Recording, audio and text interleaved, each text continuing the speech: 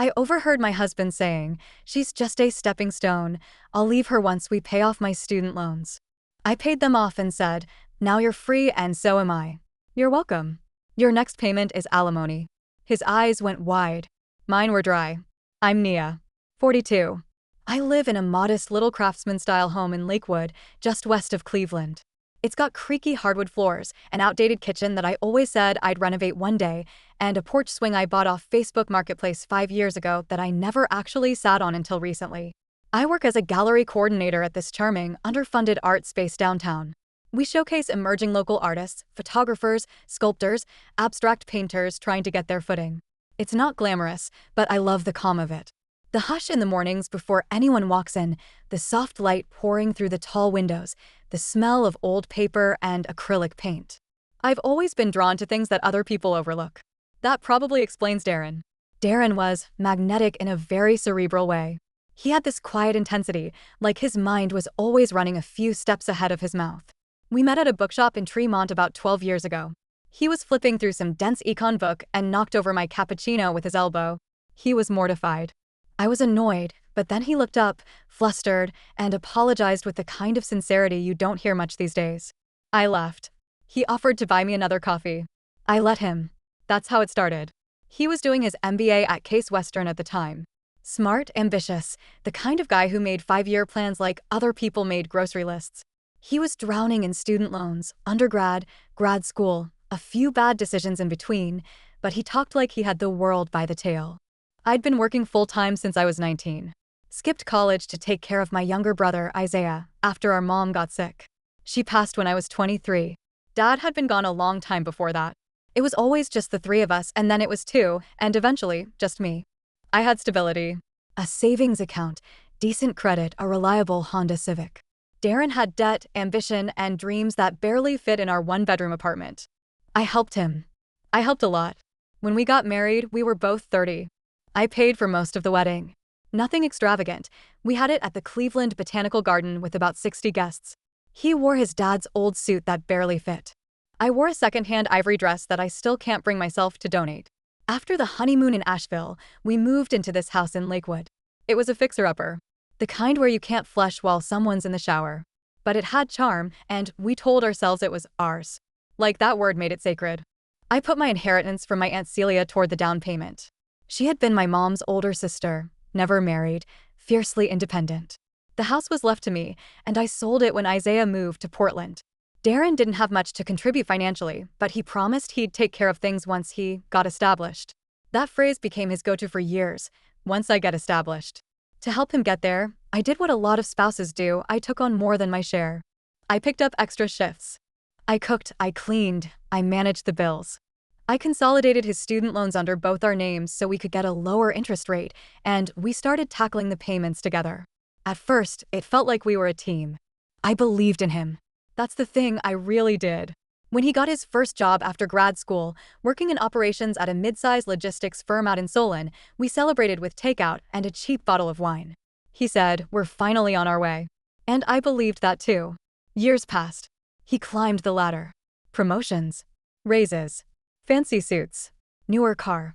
And yet, every time we talked about saving for travel, or home renovations, or even starting a family, it was always, "Let's wait until we finish paying off the loans."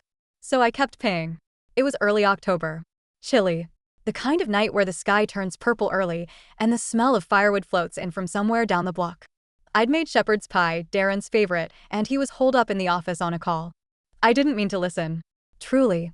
But the kitchen's just a few feet from the office, and the door was cracked. I heard his voice. Casual, familiar. He was talking to Travis, his best friend from college, a smug finance guy who always looked like he was halfway through a TED Talk. I remember the moment his words registered. I was wiping down the counter when he said, "She's just a stepping stone. I'll leave her once we pay off my student loans." I froze. Thought I misheard. Travis chuckled, and Darren kept going. "Nah, man, she's been super helpful. Got me through the tough years. But I'm not in love with her. I don't even think I ever was. It's just, I needed her, you know? She was there when no one else was." He paused, and then laughed again. "But once the loans are done, I'm done too." It felt like something inside me cracked. Not shattered, just cracked in the slow, aching way.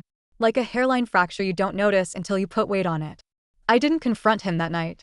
I didn't sleep either.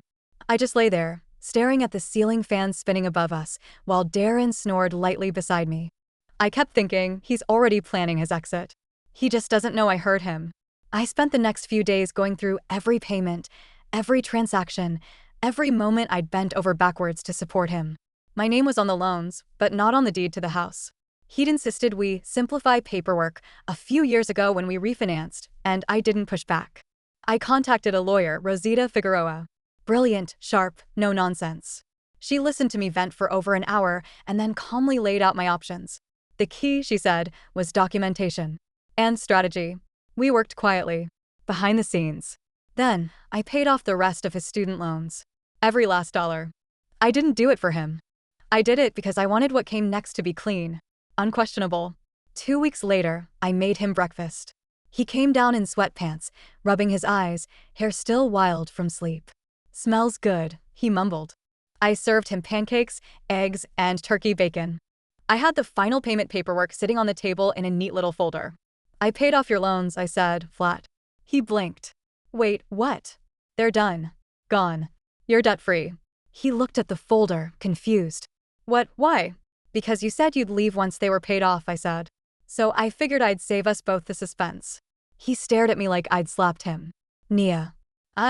What are you talking about?" "I heard you. The other night. On the phone with Travis. You said I was a stepping stone. That you were planning to leave once the debt was gone." He opened his mouth. Closed it. Opened it again. "That was just God. That was just talk." "I didn't mean you meant it enough to say it," I said. My voice was calm, unshaken. "So now you're free." I slid the folder across to him. "And so am I. Your next payment is alimony."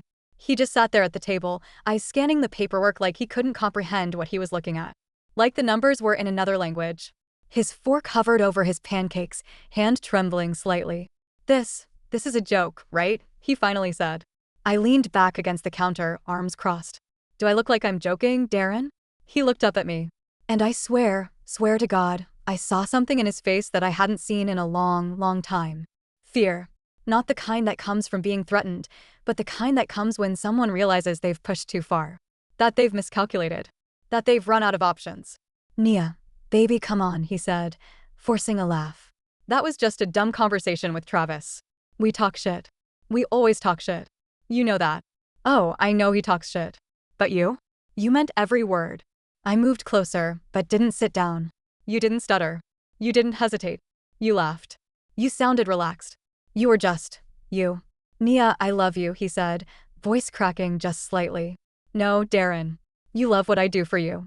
You love having a warm house, a stocked fridge, your laundry folded, someone who cheers you on when no one else gives a damn. But love? You don't even see me." He stood up, fast, knocking the chair back with a clatter. "You think I haven't sacrificed?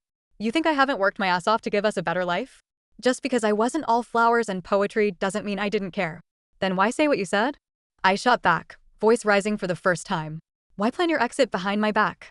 Why tell your best friend that you're waiting me out?" His hands went to his head, raking through his hair. I was angry, okay? I was drunk. I don't know. Maybe I felt stuck. Maybe I felt like I missed out on something.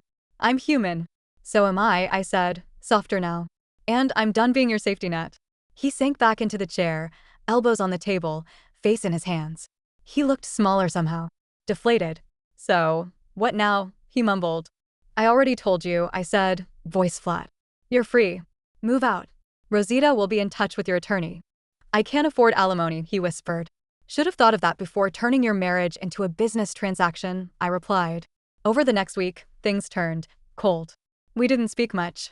Just short exchanges, mails on the counter, "Your mom called. I'm taking the car Thursday." He slept in the guest room. I didn't ask where he went during the day. Didn't care. He packed slowly, almost like he was hoping I'd change my mind. Kept making small talk, reminiscing about old vacations, shows we used to binge, little inside jokes. I didn't bite. Then came the pleading. "Nia, we can fix this. Couples therapy. Time apart. Something." "No. Why are you doing this?" he said, one night in the hallway, his voice breaking. "Why now?" "Because I finally realized I'm not supposed to be someone's stepping stone," I said. "I'm supposed to be someone's home." He moved out 2 Fridays later. Took the black sedan, the espresso machine he loved more than most people, and half the towels. Didn't say goodbye. Just sent a text at 11:42 p.m. that said, "I'm gone. I'm sorry. I'll sign whatever you need." I stared at the screen for a long time before deleting the message. The first weekend alone felt strange. Not painful, just quiet. I sat on that porch swing for the first time. It creaked under my weight, but held. The leaves were starting to turn, and the air had that crisp edge I used to love as a kid. Isaiah called the next day. I hadn't told him anything yet. I hadn't told anyone, really. He picked up, laughing. "Yo, guess who just saw Rainn Wilson walking his dog in Portland?" I smiled. "You." He paused. "Hey, what's going on?" My voice cracked then, just a little. "It's over. Me and Darren." Silence. Then, softly, "What happened?" I overheard him say I was just a stepping stone. That he was going to leave me after the student loans were paid off. Oh my God. "Are you okay?" "I think so," I said. "It's weird. I should be devastated. But I'm not. I'm mad. I'm disappointed. But mostly, I'm relieved." Isaiah was quiet for a moment. "You don't deserve that kind of betrayal." "No one does." He cleared his throat. "Want me to come out there? I'll bring junk food. Bad movies. We'll burn some old photos." I chuckled through the tears. Not yet. But soon. The gallery became my haven after that. I threw myself into work. Rearranged exhibits. Helped a nervous college kid sell his first piece. Took a few long lunches just to sit by the lake and watch the water. I started listening to old records again. Joni Mitchell, Sam Cooke, Nina Simone. People started noticing I seemed lighter. My coworker, Nora, leaned in one afternoon and whispered, "You look like someone who just lost 200 pounds. I smiled. Close. 2 weeks after Darren moved out, he showed up at the gallery. I was in the back room helping a local painter hang her new series, these moody, chaotic pieces that looked like storms trapped on canvas, when Nora popped her head in. "Hey, there's a guy out front asking for you. Looks like he hasn't slept in a week."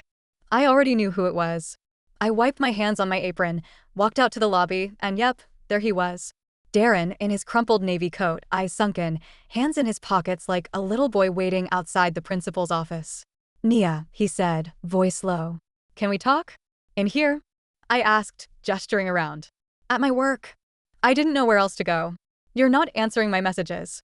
"Because there's nothing to say." "There is," he insisted. I've been thinking about everything. And I screwed up. I said stupid, cruel things. I was frustrated. Confused. Scared. Scared of what, Darren? Me loving you too much. No. Scared that maybe I don't deserve it. I didn't expect that.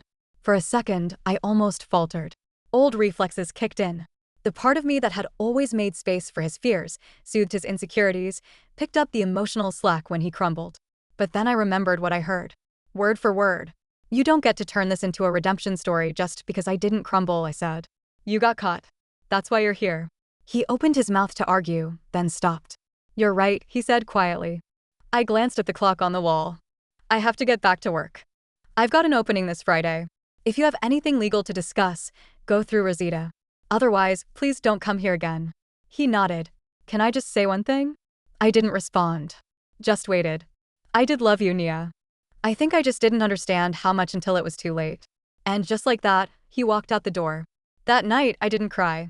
I didn't feel much of anything, really. I sat on the living room floor with a glass of red wine, flipping through a shoebox of old Polaroids we'd never gotten around to organizing. Our first trip to the Smoky Mountains. The night we built a tent in the living room after the power went out. A blurry photo of us holding hands at the farmer's market. I stared at one where I was laughing, head thrown back, while Darren looked at me like I'd just handed him the sun. For a moment, I hated that photo. Then I didn't. Because the truth is, it wasn't all bad. And pretending it was would mean denying a part of my life that shaped me. But it wasn't enough to keep me. The divorce process started soon after. Rosita was a force. She had this quiet, deadly way of speaking that made even seasoned opposing attorneys blink. She knew exactly what I deserved and didn't let me settle for a penny less. Darren didn't contest anything. He signed what he needed to, showed up when required, and kept his head down. I think he knew he'd lost whatever leverage he thought he had. A few mutual friends reached out. Said they were shocked, had no idea, that Darren had always spoken so highly of me. Yeah, he did.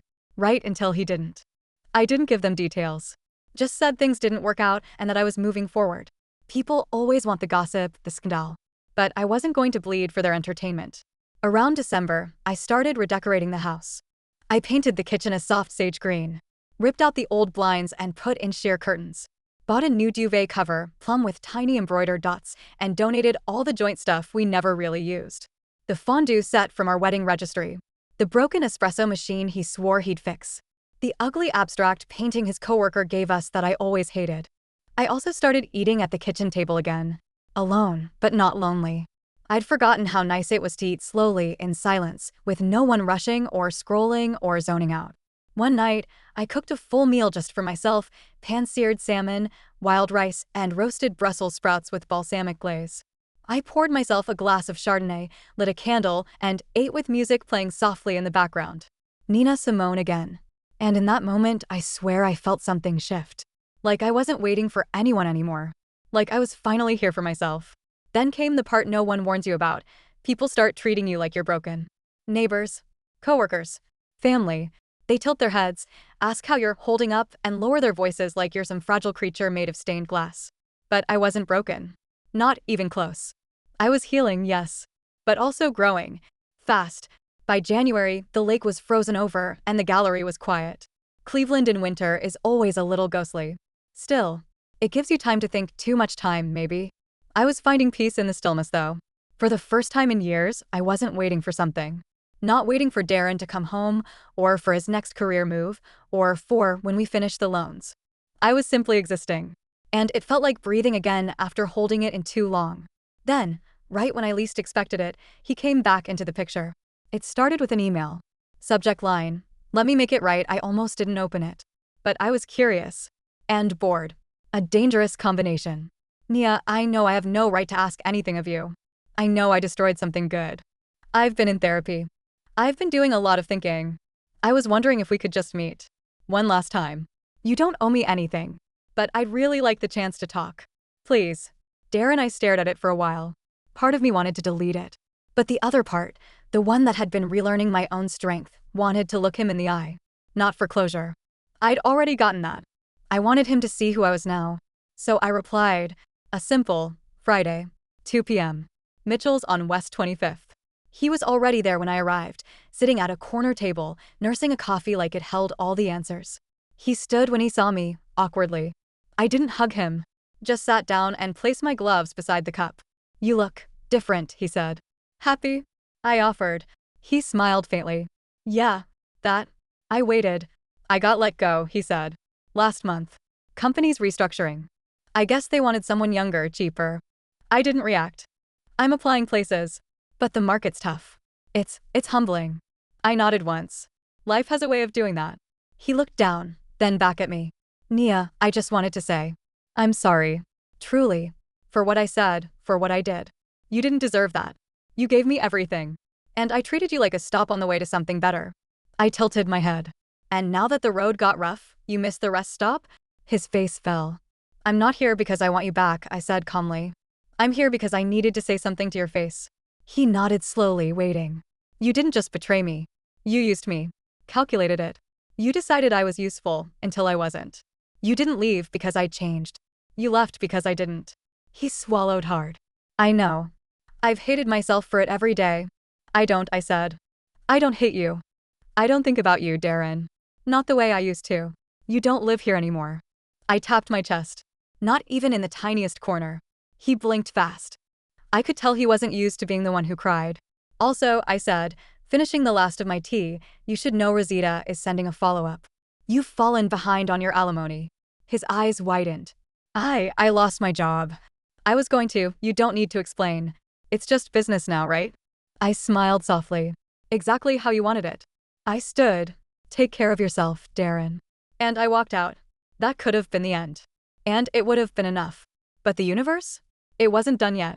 About a month later, the gallery got a request from a corporate HR department. They were interested in hosting an art showcase at their downtown headquarters, something fresh, local, and community-driven. They were looking for a partnership. The company? Beckwell Logistics. Darren's old employer. Turns out the head of their marketing team, a brilliant, driven woman named Clarissa, had seen one of our Instagram reels and loved our recent show. She came in to meet with me in person. Sharp. Funny. impeccably dressed. And, small world, she remembered Darren. "Oh wow, you're that Nia," she said, laughing. "We used to see you at the company holiday parties. You always looked like you'd rather be anywhere else." I laughed. I usually did. We hit it off immediately.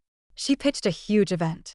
We'd curate a show in their main lobby, use it to spotlight rising artists, and host a big opening night. She even pushed for a paid speaking opportunity for me to talk about the intersection of business and local art. 3 months later, we held the event. Champagne, press, buzz. My first real feature in the Cleveland scene. Photos of me beside massive canvases, shaking hands, smiling wide. And Darren? I found out later, through an old colleague of his, that he showed up at the opening. He didn't approach me.